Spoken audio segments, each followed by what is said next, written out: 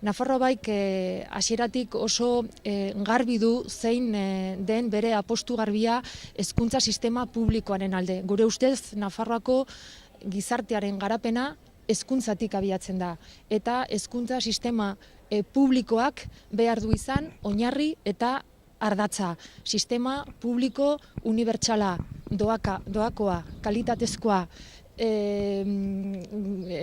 gizarte ezberdinkeriak berdintzera jotzen duena, herritar guziei aukera berdintasuna bermatzen diena, Nafarroaren aniztasuna kontuan hartzen duena, eta sistema publiko delakoz laikoa ere beharko lukena izan.